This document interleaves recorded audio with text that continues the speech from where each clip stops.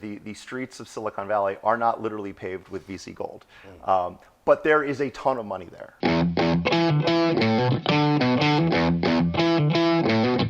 Daniel Glazier from Wilson Sonsini, thank you so much for coming in.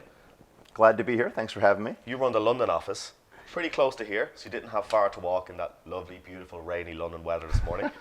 Just for our audience, right? We had a chat off camera and we know like loads of the same people, it's all really cool, but for background for the audience, a little bit about your history and how you ended up in London, because it's a really good story. Sure. Well, I mean, I obviously love the city. I mean, it may be technically raining today, but as I often say, it is always sunny in London, even if only figuratively.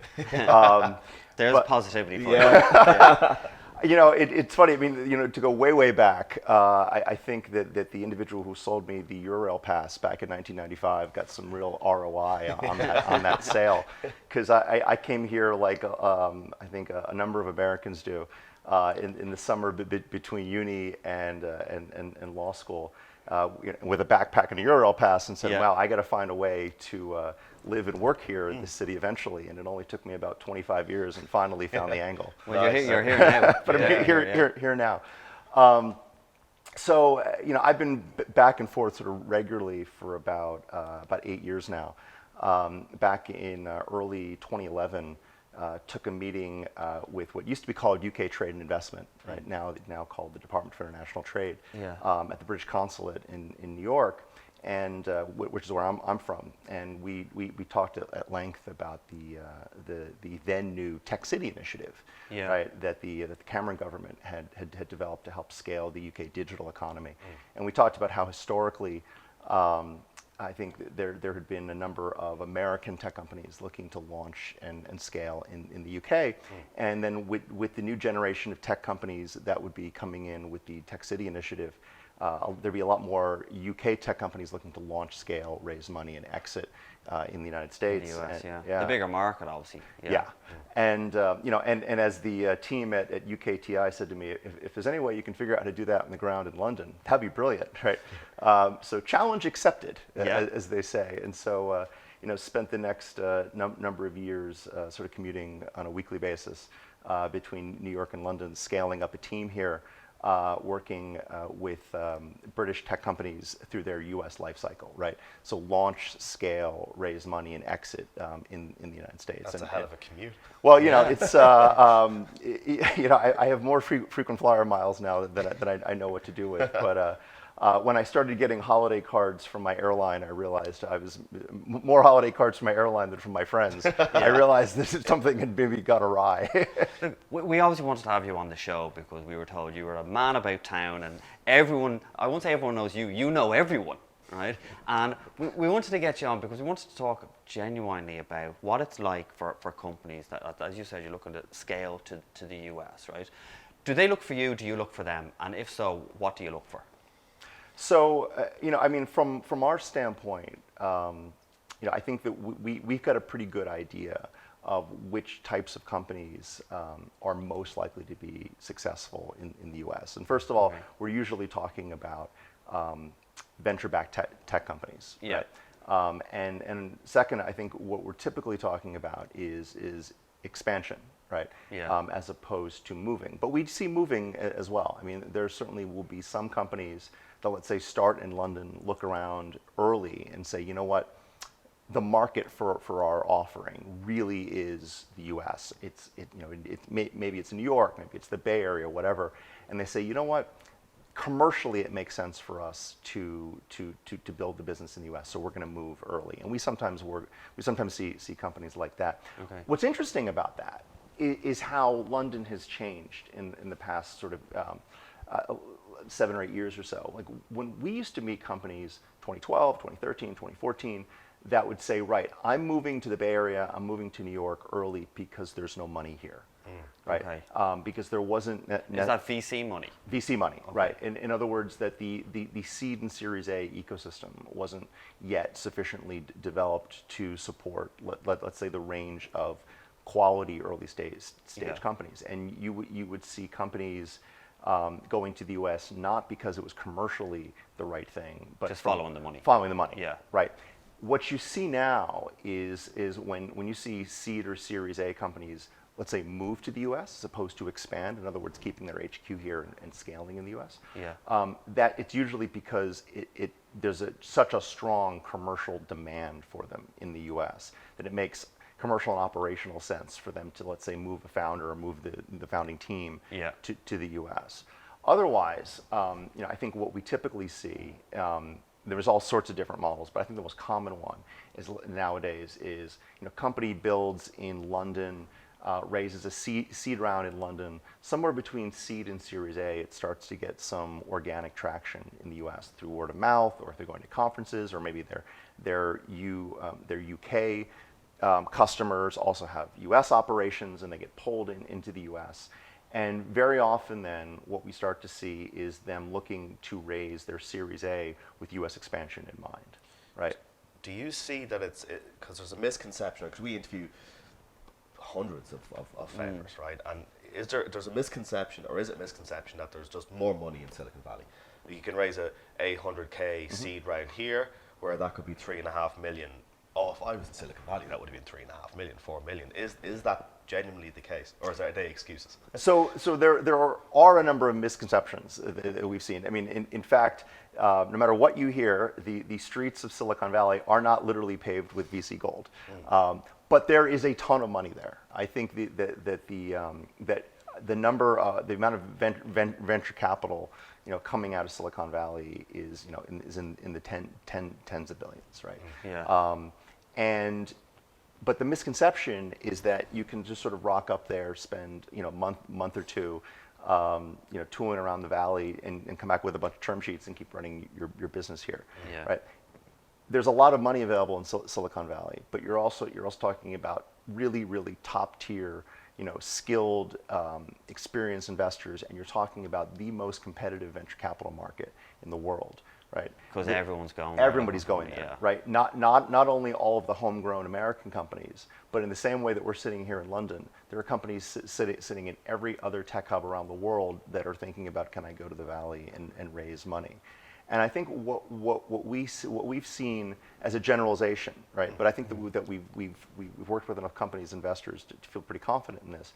That generally speaking, if you're looking to raise a seed or Series A, led by a U.S. investor, like a traditional investor, not necessarily a corporate or strategic investor, but the classic type of Sandhill Road fund, right, in the Valley or even in New York, you generally need to have a very strong U.S. story already, right? I mean, you really need to be able to go to them, and before they answer the question, or before they even ask the question, why you're not raising in your home market, you need to proactively be able to provide that answer. Like, for example, already, even pre-Series A, 60% of my revenues are coming from the U.S.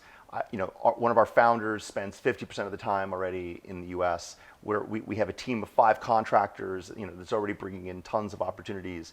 It doesn't necessarily make sense for me to raise my Series A back in London when all of my traction and all of my operational growth is in the U.S., right? Yeah, so you just can't go over there with a backpack and stand to fill it with money and just run back to London and keep running the business there. Right. Yeah. Like if you're seed and Series A investor and you've got all these other homegrown opportunities, you have to be 10x, 20x better to convince a U.S. investor that, forget all those homegrown opportunities. When you're playing at the casino, as it were, of seed and Series A, your better risk is us sitting in London than it is all these other homegrown companies in front of you. Okay, so you've obviously seen a lot when it comes to raising money in the US and also when it comes to raising money in the UK.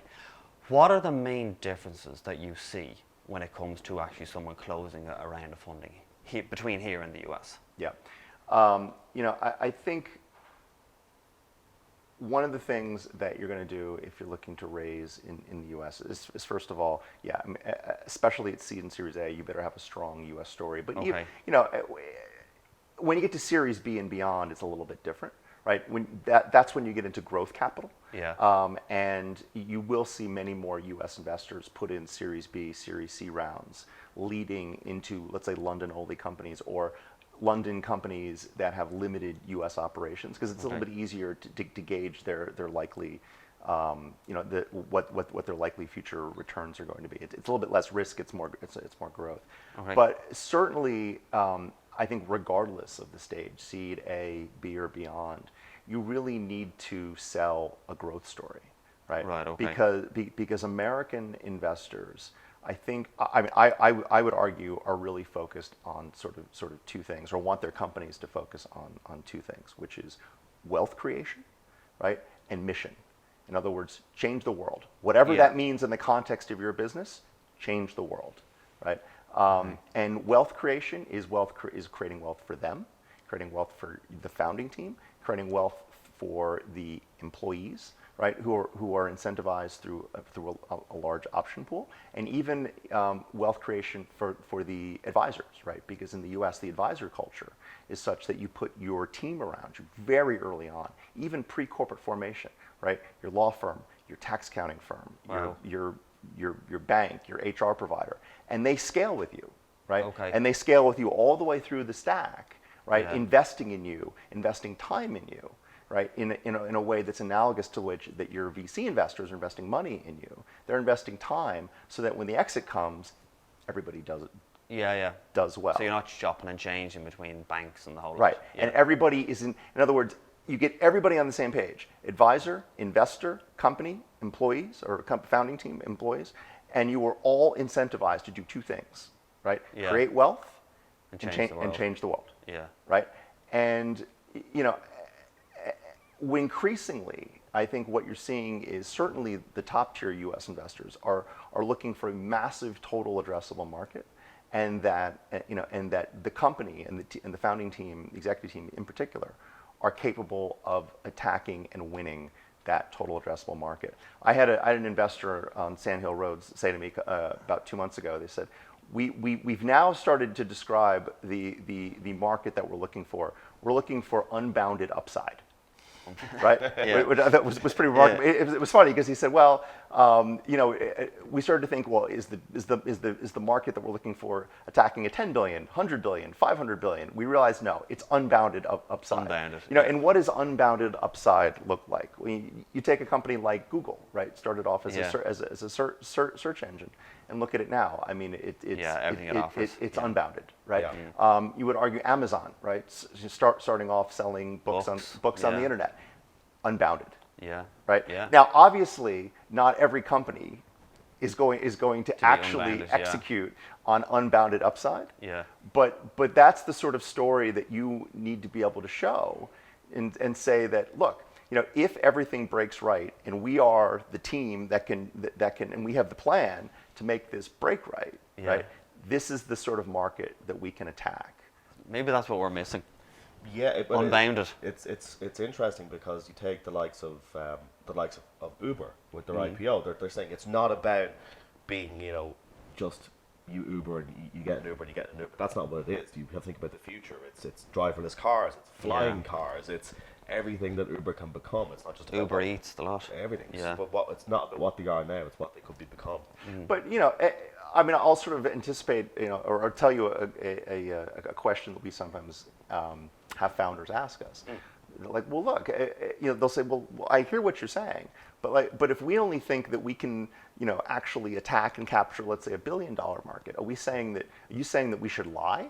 No. We're not saying you should lie at all. Right? But what we are saying is that you need to understand the expectations of whatever investors that you're pitching to, right? Yeah. And number one, and number two, you need to be as confident as you can be in what your business model is, right? In other words, if you don't believe that you deserve the $10 million, the investor's not going to believe of course, that you deserve the $10 million. Because a lot of the time, as we all know, it's the person that they invest in as well. Yeah. So selling the dream, and as you said, changing the world.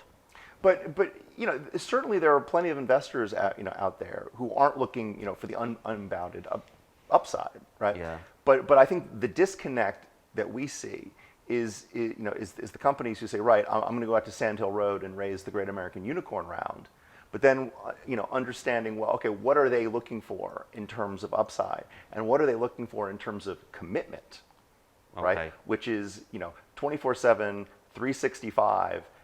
For the next X number of years, you are focused on mission and wealth creation, right? And that's not for everyone. And we certainly wouldn't argue that it's for everyone. But I think it's important to understand that not all money is not created equal, right? Understand who you're pitching to, what their expectations are, and then take a hard look at your own business and what you want to accomplish, and make sure that you're aligned with your investors, because that's a marriage, right? Like, they are going to be on your board, digging deep into your company, right? And you are not getting rid of them. In fact, the reality of it is it's easier for them to get rid of you. Yeah, it's true. I met with a guy 2 weeks ago, at 22 years of age, British guy, 22 years of age, raised 40 million for his music company, and had term sheets from Snapchat. Huge, potential in the business, and just clashed heads with his venture capital team all the time. Constantly clashed heads.